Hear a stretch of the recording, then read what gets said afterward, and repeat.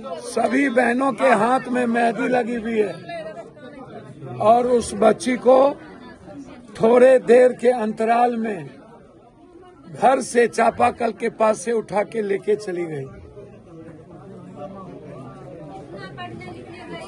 और इतनी बड़ी जघन्य घटना, बलात्कार हुआ या नहीं हुआ ये मैं अभी नहीं बताऊंगा, लेकिन मैं इतना जानता हूं कि उनको उठा के ले जाया गया वह मतलब ही बलात्कार था। पोस्टमार्टम बताएगा, लेकिन मैं इतना जानता हूं कि उसकी हत्या की गई। सुपौल में बेटी की हत्या पर भड़के पप्पू यादव, कहा बिहार में बेटियां सुरक्षित क्यों नहीं है। नमस्कार, आप देख रहे हैं सिटी पोस्ट लाइव, मैं हूं ऋषि। सुपौल जिले के रहटा गांव में 18 वर्षीय युवती की संदिग्ध हत्या के बाद पूर्णिया सांसद पप्पू यादव पीड़ित परिवार से मिलने पहुंचे। इस दौरान उन्होंने परिवार के सदस्यों से मुलाकात कर उन्हें सांत्वना दी और घटना को लेकर गहरा दुख और आक्रोश जताया। पप्पू यादव ने कहा कि यह घटना केवल एक पारिवारिक की त्रासदी नहीं है, बल्कि पूरे समाज और प्रशासन के लिए एक गंभीर सवाल है। उन्होंने कहा, आज बेटियां पूछ रही हैं कि वे बिहार में सुरक्षित क्यों नहीं है। एक मां पूछ रही है कि उसकी बेटी का गुनाह क्या था। एक परिवार जो बेटी की शादी की तैयारियों में खुश था, आज उसी घर में मातम पसरा हुआ है। यह घटना दिल को झकझोर कर देने वाली है। जानकारी के अनुसार पीड़ित युवती की शादी तय हो चुकी थी और घर में शादी की तैयारियां चल रही थी। घर में मेहंदी और शादी की खुशियों का माहौल था। इसी बीच युवती घर से चापाकल से पानी लेने के लिए बाहर निकली, लेकिन कुछ समय बाद उसकी लाश संदिग्ध परिस्थितियों में मिली।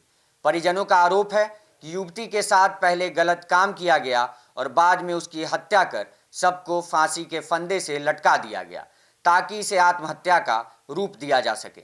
पप्पू यादव ने घटनास्थल का दौरा करने के बाद मीडिया से बात करते हुए कहा कि यह घटना बिहार की कानून व्यवस्था पर गंभीर सवाल खड़े करती है। उन्होंने आरोप लगाया कि स्थानीय पुलिस की कार्यवाही बेहद कमजोर और संदिग्ध है। उन्होंने कहा कि जब नामजद एफआईआर के बावजूद आरोपियों की गिरफ्तारी नहीं होना पुलिस की कार्यशैली पर सवाल उठाता है। आगे सुनिए क्या कुछ कहते हैं पप्पू यादव। डीआईजी साहब ने कहा तुरंत न्याय मिलेगा। फिर अभी डीआईजी साहब से बातचीत किए और एसपी साहब ने पूरी मजबूती के साथ कहा कि इस केस को मैं खुद देख रहा हूं, अन्याय नहीं होगा। मुझे एसपी पर भरोसा है कि एसपी साहब इस बच्ची के साथ न्याय करेंगे, एसपीडी ट्रायल करेंगे और 3 महीने के अंदर इनको फांसी की सजा हो। ये मेरा डिमांड है हर कीमत पर। और दूसरा, जो थाना प्रभारी अपराधी को छोड़ा है, हर कीमत पर थाना प्रभारी सस्पेंड होना चाहिए।